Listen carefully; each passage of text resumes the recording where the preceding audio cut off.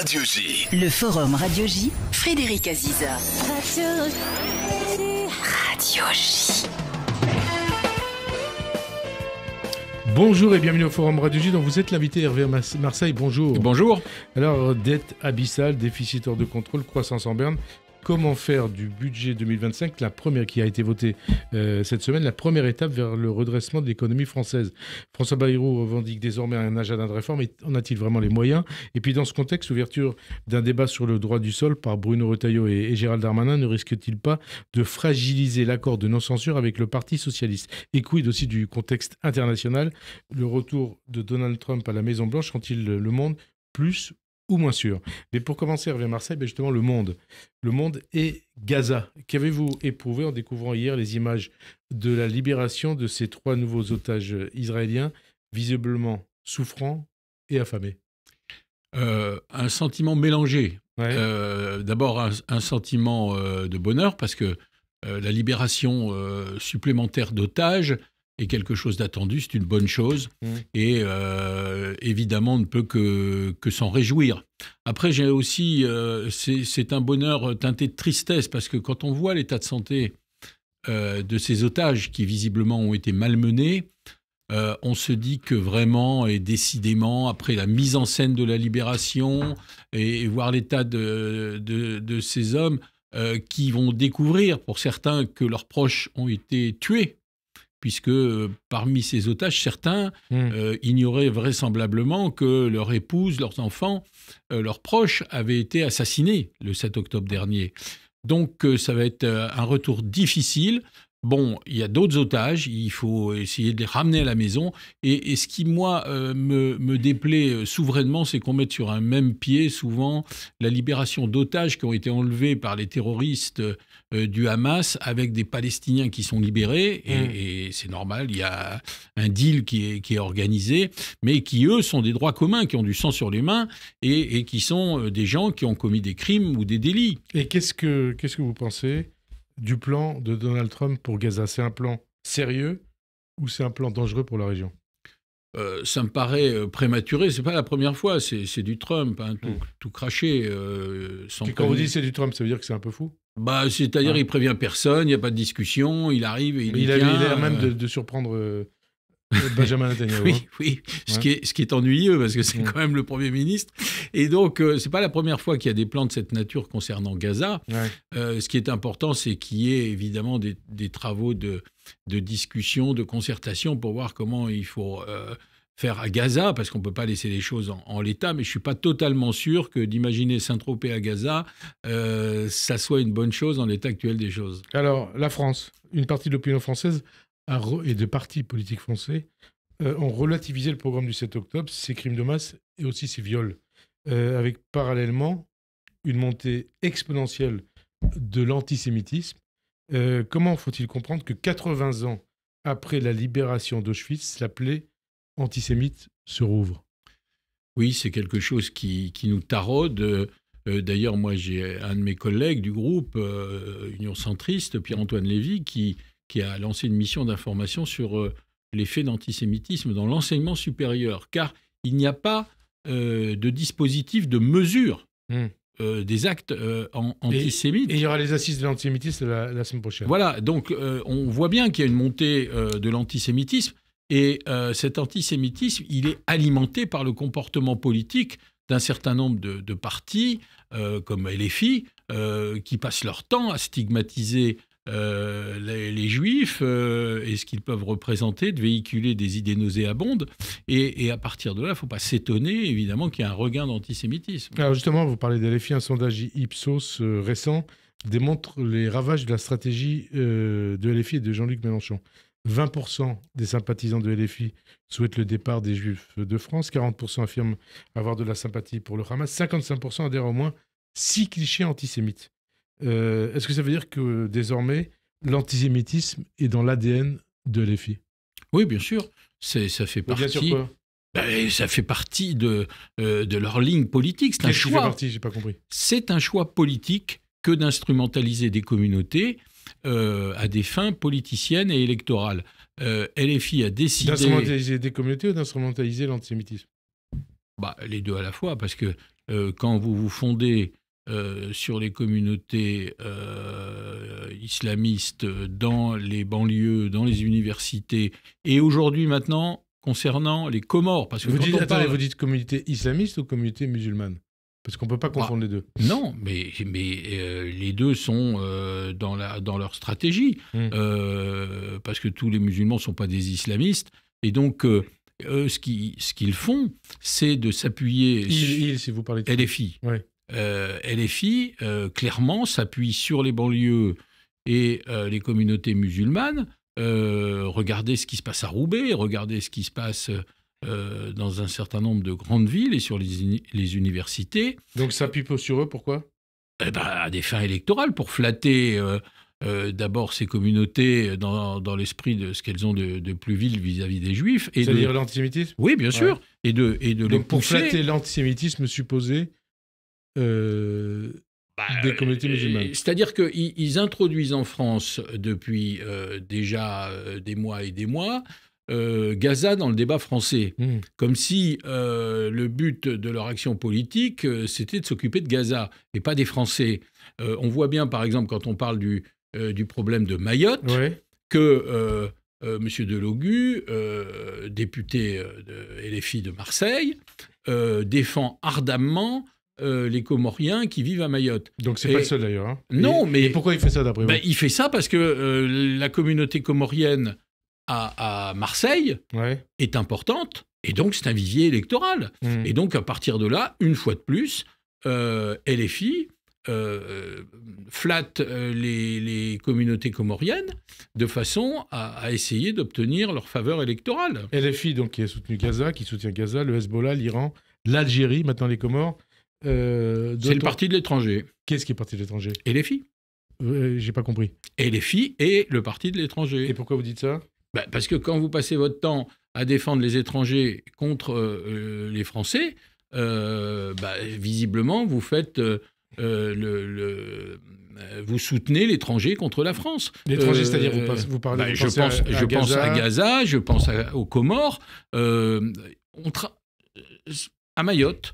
La moitié de la population à Mayotte est constituée de Comoriens, parce que les Comores ne sont pas très loin, et donc tous les jours, il y a une arrivée de bateaux qu'on appelle des kwassa-kwassa, et ils arrivent par paquets entiers. C'est pour ça qu'il y a un problème concernant le droit du sol à Mayotte, qui a été évoqué cette semaine à l'Assemblée nationale, et que des mesures ont été renforcées conformément à ce que permet la Constitution, c'est l'article 73. Et on a entendu le coup de gueule d'Estelle Youssouf à l'Assemblée nationale mardi contre Sébastien Delogu. Absolument.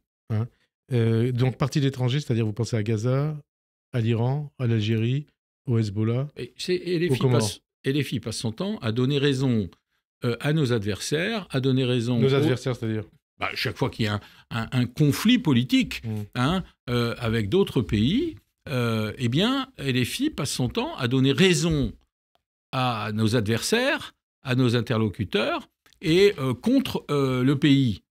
À partir de là, c'est un vecteur qu'on peut appeler le parti de l'étranger. Le parti de l'étranger, ça veut dire qu'il n'est plus dans l'axe républicain?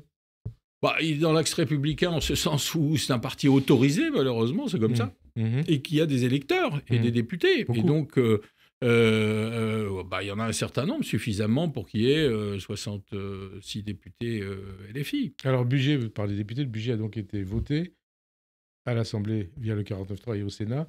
Il reste encore 2 motions de censure au menu de l'Assemblée nationale la semaine prochaine.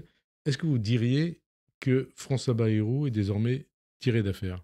En tout cas, pour cette séquence budgétaire. Non. Non. Il s'en est très bien sorti. Non quoi? Il n'est pas tiré d'affaire? Non, oui, je vais vous expliquer. Il a réussi, ce que malheureusement d'autres n'ont pas réussi avant lui, Michel Barnier, à passer l'épreuve du budget. C'est pas terminé, puisqu'il y a maintenant aussi le PLFSS, c'est-à-dire le budget social, celui de la sécurité sociale, qui est considérable. Et donc, il a réussi à trouver des solutions avec les socialistes. Mais c'est un combat quotidien, puisque les socialistes ont déposé une motion de censure, du moins la direction du Parti socialiste, pour satisfaire la gauche du parti. Enfin, annonce le dépôt d'une motion de censure. Hein. Oui, bon, il faut espérer qu'elle ne sera pas déposée. Pourquoi? Parce qu'il suffit que le Rassemblement national la vote, et hop, tout tombe à terre. Il y a un risque? Je ne crois pas. Mais on précise les choses, hein, c'est une motion de censure annoncée par le PS pour protester contre l'expression submersion migratoire utilisée par François Bayrou. Donc ça vous inquiète, ça? Oui, parce que, je veux dire, on peut prendre n'importe quel prétexte pour déposer des motions de censure. Il n'y a pas de majorité à l'Assemblée nationale. On est obligé de trouver des compromis. À partir du moment où il faut trouver des compromis, bon, c'est pas facile, ça permet pas de faire des grandes réformes, ça permet pas de faire des économies, mais on en est réduit, c'est triste, mais à essayer de faire vivre le gouvernement et à avoir un budget, ce qui est le minimum dans une démocratie. Bon, il faut que maintenant, on essaie de trouver une solution qui permet d'avoir une certaine stabilité pendant plusieurs mois et pas simplement 24 heures. Et là, on peut arriver à une stabilité de plusieurs mois, éventuellement jusqu'à la fin du quinquennat? Il ne faut pas rêver. Je pense que si déjà on arrivait à trouver un modus vivendi avec la gauche républicaine, avec les socialistes, pour que ce gouvernement puisse gouverner et qu'on ait des mesures qui répondent à l'attente des Français, ça serait déjà pas mal. Vous croyez franchement que des entreprises, des fonds de pension vont investir dans ce pays s'ils ne savent pas s'il y aura encore un gouvernement dans une semaine? Vous appelez au compromis, c'est-à-dire quelles concessions nouvelles il faut faire au Parti socialiste? C'est pas un problème seulement de concession, parce que... Non, mais quel compromis vous êtes prêt à signer avec eux, quoi, tout ça coûte cher. Ouais. Quand vous regardez le budget, c'est quand même le compromis avec les socialistes, c'est 5 milliards. Donc, et on a toujours, parce qu'on semble l'oublier... Donc ça a coûté 5 milliards. Oui, 3 300 milliards de dettes. On est endetté. Et donc, on n'a pas commencé véritablement à faire des économies. On a arrêté l'hémorragie. On a toujours un déficit annuel considérable.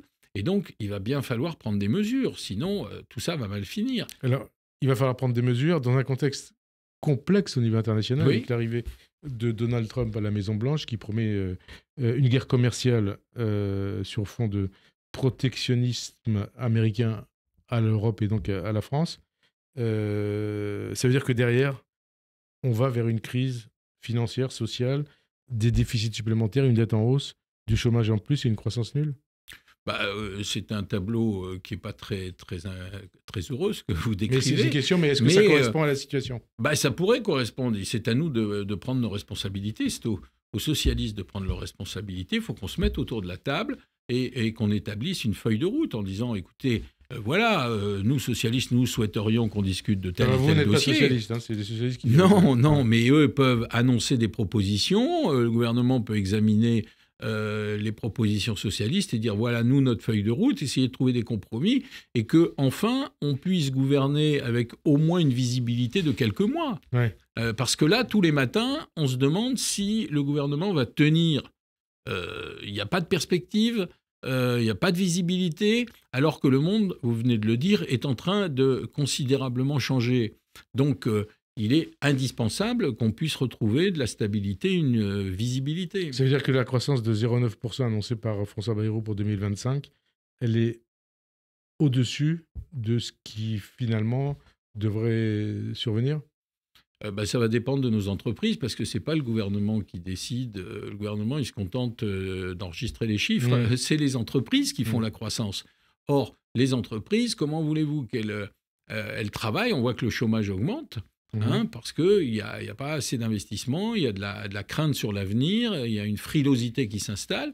Donc, il faut rassurer les investisseurs, il faut rassurer les entrepreneurs, et donc, il faut de la visibilité. Et vous dites aussi qu'il faut rassurer peut-être le Parti socialiste, les socialistes.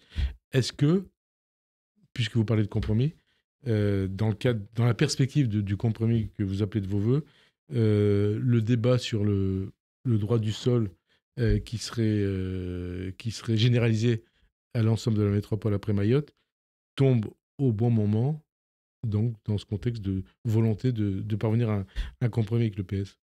Écoutez, les socialistes, ils ont quand même une vision éclairée aussi des choses. Certains d'entre eux, d'ailleurs, ont voté l'extension non, mais là, c'est Mayotte, des mesures. On parle de la métropole. Oui, mais déjà, à premier point, il y a un communiste et des socialistes qui ont voté pour...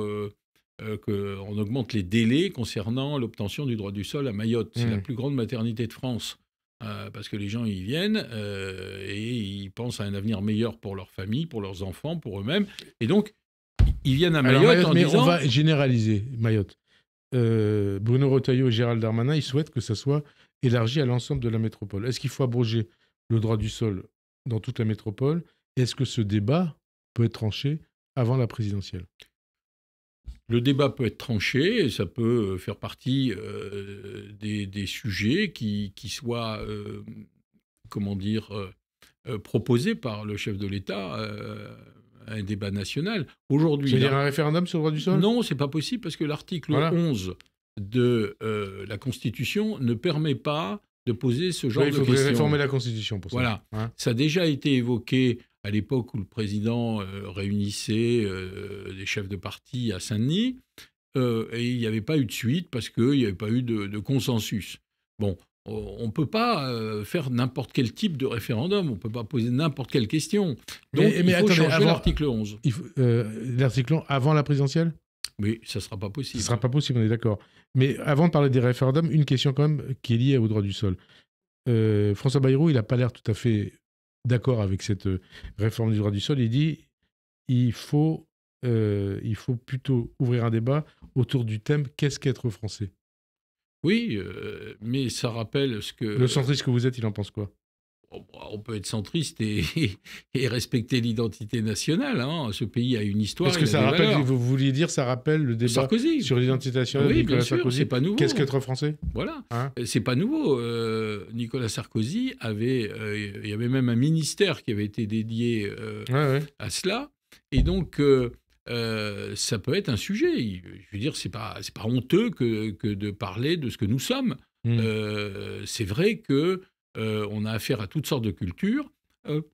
C'est normal qu'on accepte de côtoyer des cultures différentes, ça nous enrichit. Après, comme l'a dit François Bayrou, il y a un problème de proportion. Donc, et vous parlez de submersion migratoire ou pas? Dans certaines parties du territoire français, oui. C'est un gros mot de dire submersion ou pas? Non, mais non. Je veux dire, chacun le constate. Il y a quand même cette motion de censure annoncée du PS. Oui, mais bon, je veux dire, ils ont le droit de penser différemment. Mais le problème, il est européen. Il est pas. Dès qu'on parle d'immigration, bien sûr qu'il faut prendre des mesures nationales, mais il faut surtout prendre des mesures européennes. Parce que vous pouvez mettre des herses à nos frontières et puis, avec nos petits bras, dire on va arrêter tout le monde. Mais enfin, si les gens arrivent par l'Espagne, ils arrivent par les pays de l'Est, ils arrivent par l'Italie, ils sont dans l'espace Schengen et ils peuvent se balader partout. Quand on vous entend parler, on se dit le gouvernement Barnier était l'otage du RN. Aujourd'hui, François Bayrou, il est l'otage et du RN et du PS. Non, je crois que justement, si vous ne voulez pas être l'otage du RN, il faut trouver des accords avec le PS. Il n'y a pas de secret. Et alors, c'est possible ou pas? Et vous le souhaitez? L'expérience a montré pour le budget que c'était possible.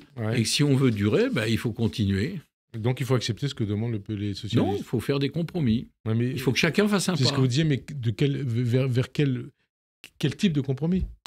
Il faut sur quel dossier? Je ne peux pas vous donner les résultats de la discussion avant la discussion. Je veux dire, il faut déjà qu'ils se mettent autour de la table.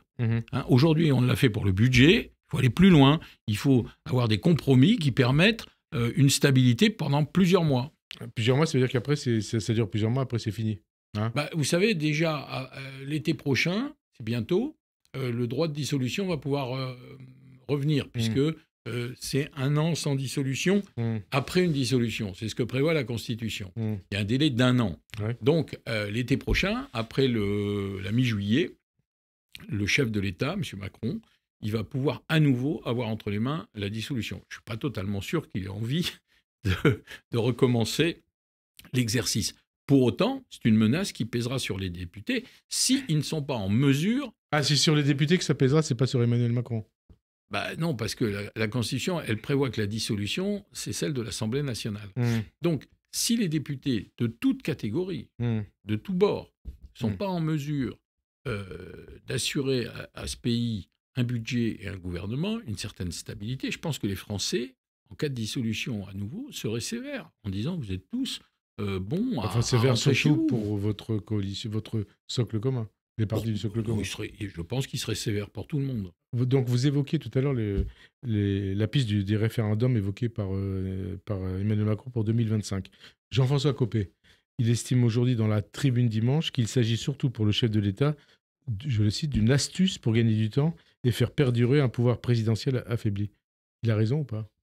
Non, je pense simplement que les armes dont dispose l'exécutif à travers la Constitution, et le référendum en est une, ça permet de consulter les Français autrement que par une dissolution. C'est une espèce de substitut à la dissolution. C'est-à-dire, répétez ça, c'est intéressant.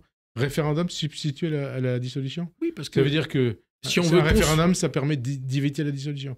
Mais quand vous voulez consulter les Français, ouais. Vous les faites voter. Bon, alors vous pouvez leur poser des questions et ils répondent. Ouais. C'est un référendum. Ou alors ils votent à travers des programmes et des candidats. Bon, c'est compliqué une dissolution, on vient de le voir. Et on ne connaît pas les résultats, même s'il y en avait une autre. Bon, donc le fait de consulter les Français à travers un référendum ou plusieurs référendums, c'est une façon de leur demander leur avis sans pour autant dissoudre. Alors justement, les questions d'un éventuel ou d'éventuels référendums au pluriel, ça serait quoi? Est-ce qu'il faut un référendum sur le financement des retraites, sur le travail, sur la politique migratoire? Sur quoi? Laurent Wauquiez propose un référendum sur l'accès des étrangers aux aides sociales. Est-ce que c'est une bonne idée?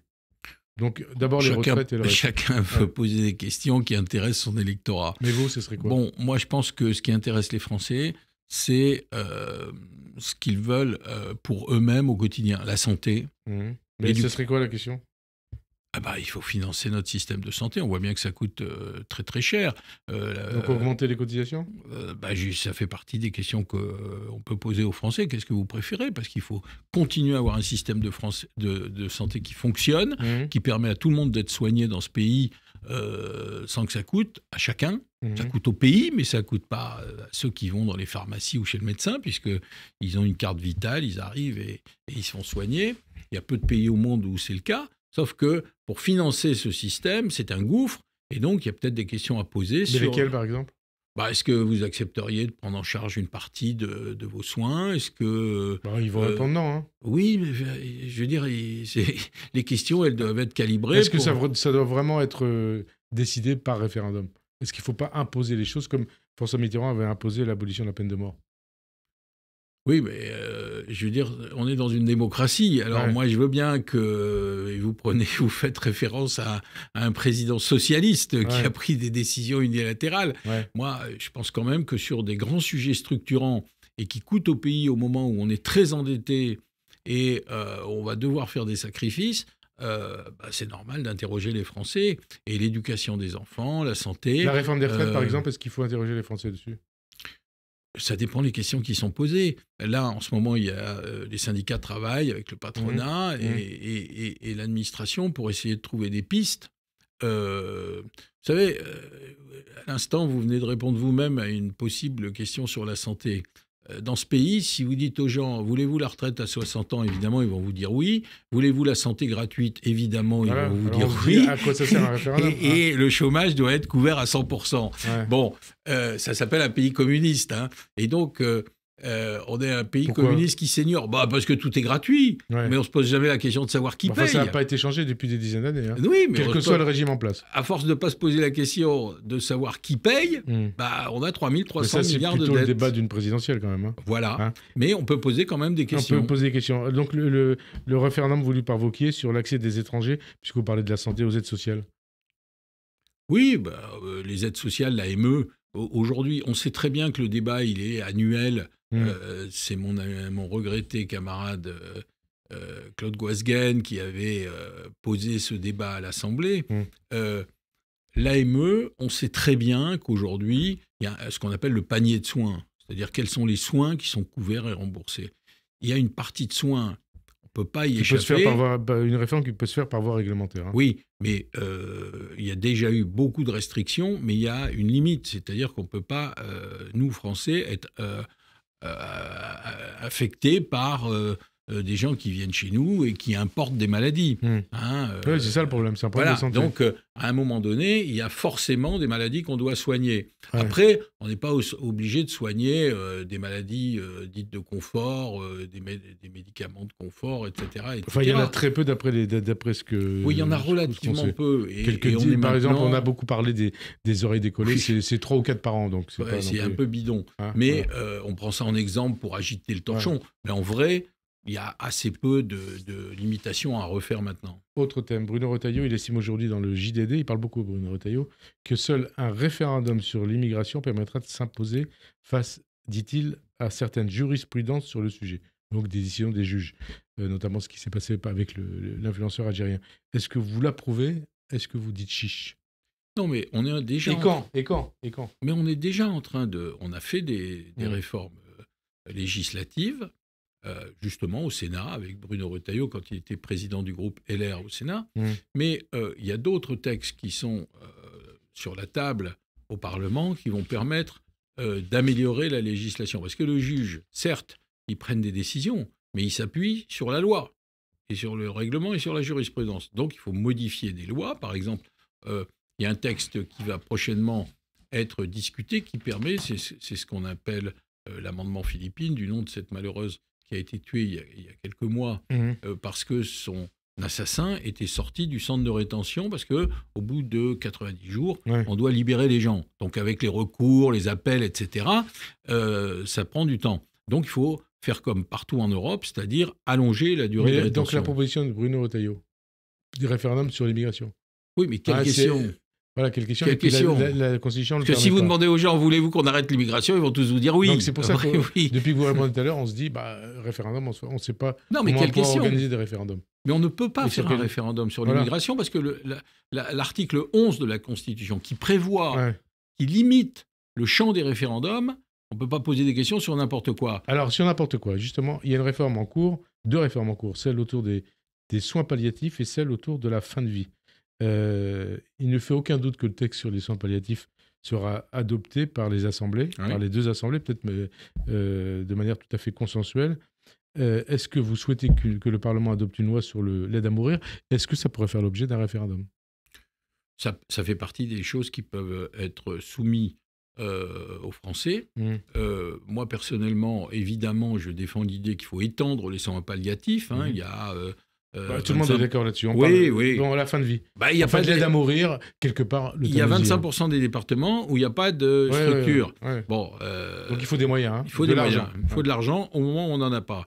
Et puis, l'aide à mourir, ça regarde chacun d'entre nous, ses convictions religieuses, personnelles, familiales. Il y aura une loi, est-ce qu'il faut la voter ou pas? Est-ce que vous souhaitez qu'elle soit votée? Est-ce que vous pensez qu'elle sera votée? Moi, je pense qu'elle sera votée, mais c'est un avis personnel. Moi, personnellement, je ne la voterai sûrement pas. Ah bon? Pourquoi? Non, parce que j'ai d'autres convictions. Convictions religieuses, c'est ça qui vous... J'ai des convictions et un vécu qui fait que je vais d'abord lire le texte avant de le voter, mais je suis très attentif sur ce qu'est l'aide à mourir. Mais justement, est-ce que ça peut être réglé par voie référendaire? Puisque c'est un problème personnel. Ça fait partie des choses. Là encore, il faut parler des questions précises. On y viendra. Autre réforme annoncée par François Bayrou, souhaitée par François Bayrou, la réforme de la loi PLM, Paris-Lyon-Marseille, pour permettre aux habitants de Paris, de Lyon et de Marseille d'élire désormais leur maire comme dans toutes les autres communes de France. Est-ce que vous y êtes favorable? Quelle est l'utilité d'une telle réforme? Est-ce que c'est une utilité électoraliste? Et est-ce que vous y croyez? Est-ce qu'il y aura une majorité pour faire adopter une telle réforme? Paris-Lyon-Marseille, il y a une anomalie démocratique. Depuis 1983. Oui, depuis parce que vous pouvez être majoritaire en voix et perdre l'élection parce qu'à travers les arrondissements, il y a des proportions par arrondissement qui font que vous avez moins d'élus à l'arrivée. Donc il y a une anomalie démocratique. L'idée qu'on fasse un texte qui dise, comme dans n'importe quelle ville, Paris, Lyon, Marseille, un homme, une voix, vous votez pour des listes et puis celle arrivée en tête gagne, moi j'y suis favorable. Est-ce que ça peut se faire? Est-ce que ça va se faire? On parle d'une inscription au débat des parlements en mars. Est-ce que c'est possible? Alors le gouvernement... Est-ce que ça sera voté? Le gouvernement annonce que ça devrait être déposé sur le bureau du Parlement en mars. Il va falloir faire vite parce qu'on est assez proche des prochaines élections municipales, c'est-à-dire mars 2026. Mars 2026. Et donc il faut faire assez vite parce que ça suppose des discussions. Mais j'ai cru comprendre que le chef du gouvernement avait reçu les maires de Paris, Lyon et Marseille et pour s'enquérir de leur avis. Bon, maintenant il faut faire vite. Mais vous y êtes favorable ou pas? Oui. Oui. Et vous pensez qu'il peut y avoir une majorité pour faire voter une telle réforme? Ça, je l'ignore. Je pense que le bloc central y est favorable. Je ne suis pas totalement sûr que la Qui est gauche minoritaire, ouais. y soit favorable. Quand l'énigme, ça sera que va faire le Front National. Ouais, ouais. Alors, dans un contexte où le gouvernement, autre réforme, a décidé de lutter contre le narcotrafic, vous y êtes favorable? Pause. Hein. Et c'était voté Bruno à Retailleau l'unanimité. dit il faut s'attaquer au Frédéric narcotrafic. Aziza, ça a été voté à l'unanimité. Il faut s'attaquer au narcotrafic comme on s'est attaqué au terrorisme. Alors, il y a le cas du député LFI, Louis Boyard. Dans une interview donnée cette semaine au site Chez Zira, il revendique, Boyard, et assume le fait d'avoir été dealer, il dit, pour payer ses études, renvoyant la faute sur l'État qui, selon lui, aurait totalement abandonné les étudiants. Qu'est-ce que ça vous inspire ? Vous dites le cas du député Louis Boyard. Je vais dire, chez LFI, chaque député est un cas. Le problème, c'est une insulte qui est faite à tous les médecins, les associations qui travaillent depuis tant d'années pour combattre ce fléau qu'est la drogue. Alors, on va préciser les choses. Un élu de la nation qui revendique et assume comme Boyard son passé dealer et qui donc a pu envoyer des jeunes à la mort. Quand Bien on sûr. parle de la drogue, on peut envoyer des gens à la mort. Est-ce qu'il a encore sa place à l'Assemblée ? Il n'y a rien qui, malheureusement, interdit qu'un député annonce qu'il ait pu être dealer. Mais il y en a eu d'autres. Un député de Loire-Atlantique et des filles qui, lui aussi... il n'était pas dealer, il avait acheté de la drogue. Il n'est pas dealer, mais il a été surpris en train d'acheter de la drogue avec ses frais de mandat. Avec ses frais de mandat. Mais est-ce que vous dites Boyard a du sang sur les mains ? Oui, il a du sang sur les mains parce qu'il alimente Louis Boyard, parce qu'il alimente. Et pourquoi il a du sang sur les mains, Boyard ? Parce qu'il alimente par ce qu'il a pu faire un trafic que justement l'État combat avec beaucoup de difficultés et dont on a vu les ravages en Italie, on a vu les ravages dans le monde. Il y a beaucoup d'argent, il y a de la corruption. C'est pour ça qu'on fait un texte narcotrafic. Et donc ça fait bizarre quand même qu'un député, comme vous dites, ait du sang sur les mains. C'est sa conscience surtout qui est bizarre. Au passage, conscience d'ailleurs. L'air de rien, dans cette interview au site Chez Zira, Boyard ajoute une petite dose pour un dealer, d'antisémitisme, justifiant son passé de dealer en opposant son parcours à celui de Gabriel Attal, né, selon lui, je le cite, avec une cuillère en or dans la bouche. Donc après avoir tout fait pour récupérer les voix des islamistes, des pro-Hamas, des antisémites, est-ce que Mélenchon et les filles chercheraient à récupérer ces dealers ? On n'est plus à ça près. Moi, je pense surtout que dans cette interview, il dit que, ayant peu d'argent, parce que c'est l'État qui n'aide pas les jeunes, et les étudiants en particulier, il a été quasiment obligé de faire dealer. Imaginez dans ce pays et dans d'autres, si tous ceux qui ont des difficultés parce que la famille n'a pas les moyens de les aider convenablement pour leurs études, se mettaient à dealer, à braquer les banques ou à attaquer les petits vieux, mais... on aurait un pays de délinquance. C'est la pauvreté ou la difficulté sociale et pas une excuse... Et pas une excuse pour se livrer à des comportements comme celui-là. On va passer de l'extrême gauche à l'extrême droite. Les Patriotes pour l'Europe, le groupe d'extrême droite créé en juillet au Parlement européen, a tenu hier son premier sommet à Madrid. Il y avait le Premier ministre hongrois, notamment Viktor Orban, et Marine Le Pen, qui voient tous, avec les autres leaders d'extrême droite européens, dans la victoire de Donald Trump, le signe d'un changement planétaire qui peut leur être favorable. Nous sommes le futur, ont-ils tous clamé. L'extrême droite est-elle le futur de l'Europe et notamment de la France ? En tous les cas, la droite radicale, populiste, je ne sais pas comment il faut l'appeler, elle gagne des parts de marché électorales en Europe partout. Il est très inquiétant de voir l'Allemagne, ça rappelle des mauvais souvenirs, voir l'AfD grimper électoralement et voir la droite allemande peut-être s'acoquiner avec l'AfD. Alors on précise les choses, l'AfD, les élections c'est le 26 février, oui. C'est dans 3 semaines, 2 semaines, élection allemande. Et donc l'AfD et l'extrême droite allemande... qui réclame un droit de la fin de la repentance sur le passé nazi de l'Allemagne, et soutenu notamment par Elon Musk, qui considère qu'il y a trop d'accent mis sur la culpabilité passée de l'Allemagne. Oui. Qu'est-ce que vous en pensez ? C'est très préoccupant. Et donc, il faut faire très attention à cette élection. Vous avez l'Autriche, vous avez la Hollande, vous avez l'Italie. On voit la résurgence d'une droite radicale en Europe et un glissement populiste qui est inquiétant. Et donc, il faut qu'on y prenne garde, parce que si ces mouvements vont trop loin, il y a un changement de nature de l'Europe. On a connu ça, il y a eu de sombres années et on voit où ça a conduit. Là, vous pensez à la guerre. Et oui, et donc moi je suis inquiet et je pense qu'il faut regarder ça avec beaucoup de précaution. Ça veut dire, est-ce que Bruno Retailleau, puisqu'on a parlé de lui à l'instant, là, Bruno Retailleau, est-ce qu'il est l'homme de la situation au ministère de l'Intérieur pour fragiliser Marine Le Pen et l'empêcher d'accéder à l'Élysée en 2027 ou avant ? Écoutez, quand on voit les résultats dans les élections partielles, visiblement, Bruno Retailleau c'est lui le gagnant ? Défend une politique qui... C'est lui qui a permis ces victoires ? Et il a contribué à j'allais dire, à faire gagner ces circonscriptions. On voit que son influence monte et effectivement, il peut électoralement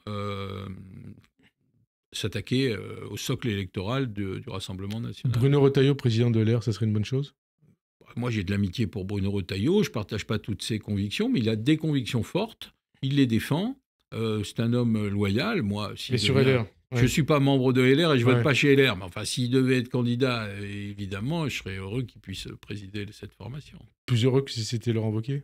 Mais je ne sais pas qui va être candidat. Après, encore une fois, ce n'est pas moi qui choisis. Et il est en piste pour 2027, Bruno Retailleau, candidat à la présidentielle ? Vous savez, il y a plein de gens qui rêvent. Hein. Non, mais est-ce que vous le connaissez, vous dites... Oui, je le connais. Bon, après, je veux dire, on verra. Vous savez, on est en 25. On se demande si le gouvernement sera encore là la semaine prochaine. Alors, parler de 2027, c'est lointain. Alors, parler de 2027, c'est lointain. Mais il y a un fait d'actualité ce week-end sur Marine Le Pen, justement. Le Monde, de ce week-end, écrit qu'elle a reçu un héritage d'une sympathisante du RN, comprenant notamment un appartement de plus d'1 million d'euros à Cannes. Est-ce que cela pose, selon vous, un problème politique ? Cet héritage peut-il déboucher sur une affaire Le Pen ? Est-ce que vous demandez de s'expliquer là-dessus à Marine Le Pen ? De toute façon, la haute autorité de la vie publique aura à en connaître, puisqu'il y a la haute autorité. Il faut déclarer on verra les si elle choses. la déclare ou pas, mais il y a la question du principe. Je trouve que la famille... on connaît l'histoire de l'héritage Lambert. Voilà, j'allais dire, ils ont de la chance, parce qu'ils ont déjà eu l'héritage Lambert. Ouais. Bon, maintenant, il n'est pas illégal de recevoir un héritage. Le problème, c'est la transparence. Bon, si c'est un héritage qui n'appelle pas d'observation, après, c'est transparent, ça se déclare, voilà. Après, est-ce qu'il y a eu des manœuvres? Est-ce qu'il y a eu un abus de faiblesse? Est-ce que... j'en sais rien. Moi, je veux dire, le principe, c'est que c'est pas illégal, sauf à démontrer que ça l'est. Mais vous êtes chef de parti, oui. Hervé Marseille, président de l'UDI. Est-ce que vous pourriez accepter un héritage provenant d'une sympathisante de l'UDI qui, avant sa mort, aurait fait état de son amour, entre guillemets, pour vous? Écoutez, malheureusement, c'est pas arrivé jusqu'à présent. Vous pourrez l'accepter ou pas? J'en parlerai avec mes amis, parce que... Donc vous dites pas non. Mais attendez, vous avez un héritage. Après, vous en parlez en toute transparence. À partir, il y a un exécutif. Ça doit être totalement transparent. Donc voilà. Mais je vous rassure, jusqu'à présent, malheureusement, c'est pas arrivé. Autre question d'actualité, c'est demain. Demain, ou en tout cas d'ici mardi, Emmanuel Macron devrait nommer en tout cas, Richard Ferrand à la tête du Conseil constitutionnel pour remplacer Laurent Fabius. Est-ce que c'est un bon choix? Est-ce que Richard Ferrand sera l'homme de la situation? Et pourquoi? Écoutez, d'abord, le président, il nommera qui il veut, et à partir de là, on appréciera, puisqu'il faudra voter. C'est l'article 13 de la Constitution. On vote à l'Assemblée nationale, commission des lois, et au Sénat, commission des lois. Et alors, on précise des choses pour nos éditeurs. Il faut qu'une proportion de moins de 3/5 des commissions des lois du Sénat de l'Assemblée ne rejette pas sa candidature. Absolument, vous connaissez votre Constitution par cœur. Mais Richard vous pensez qu'on y arrivera? Moi, je pense qu'on y arrivera. Enfin, je le souhaite, parce que Richard Ferrand est un homme de qualité et il a toute l'expérience requise pour manager un Conseil constitutionnel. Alors, Ferrand, l'homme de la situation ou pas, est-ce que sa nomination ne vise pas à se préparer au cas où, un contre-pouvoir en cas de la victoire de Marine Le Pen en 2027. Richard Ferrand, contre-pouvoir à une éventuelle présidente Marine Le Pen en 2027. C'est pas M. Ferrand, c'est le Conseil constitutionnel, Ouais. comme le Sénat d'ailleurs. Dans nos institutions, il y a des remparts. Bon, si Mme Le Pen est élue, on n'en est pas là. Hein. Ça sera aussi notre responsabilité. Et je ne suis pas sûr que si elle est élue, elle va à tout prix s'affranchir de la Constitution. Si tel était le cas, ça fait beaucoup de conditions. Si tel était le cas, bon, bah, le Conseil constitutionnel, comme le Sénat, évidemment, seraient des remparts pour que la Constitution soit respectée. Et ça veut dire que, je vous repose la question, la nomination de Richard Ferrand, est-ce qu'elle vise à se préparer au cas où un contre-pouvoir en cas de victoire Mais c'est pas de Marine le Le Pen. président du Conseil constitutionnel, qui s'appelle M. Fabius, M. Ferrand, ou d'autres, M. Debré, etc. Eux, ils président, mais c'est un collectif. Il y a 9 membres. Bon, c'est l'institution elle-même qui peut s'opposer à travers la Constitution. Ouais, à travers la Constitution, s'opposer... C'est pas un homme, c'est pas le président tout seul. Et donc, sur le principe, vous dites, Richard Ferrand, c'est l'homme de la situation. Bah, en tout cas, il est tout à fait légitime pour être président du Conseil constitutionnel. Je vois pas ce qui pourrait s'opposer à ce qu'il soit désigné. Alors, pour conclure cette émission, on va revenir sur les premiers pas de Donald Trump à la Maison-Blanche. Qu'il s'agisse de l'Ukraine, du Proche-Orient ou de l'Europe, est-ce que le monde il est plus sûr ou moins sûr depuis l'investiture de Donald Trump? Écoutez, en tous les cas, Donald Trump, on le connaît puisqu'il a déjà été président. Et puis, il a mûri, si je puis dire, un petit peu sa réflexion. Alors, il mûrit de manière positive ou négative? Est-ce qu'il est pire qu'avant? Non, parce qu'on voit qu'il a réfléchi. Hein, il est arrivé, immédiatement, il a nommé des gens, il a signé des décrets en grande pompe dans le bureau ovale. Bon, il s'est enflammé sur les droits de douane, mais il a rebroussé chemin rapidement. Notamment par rapport au Mexique. Moi, je crois que l'avantage de Trump et de ce qui l'entoure, c'est que ça va réveiller l'Europe. Parce que qu'ils mettent ces menaces à exécution ou pas. Notamment par rapport au Groenland. Hein. Oui, mais par rapport aux droits de douane, par rapport à la guerre commerciale, aux efforts à faire en disant nous, Américains, on paye beaucoup, c'est vous, maintenant les Européens qui vont devoir la politique de défense, payer.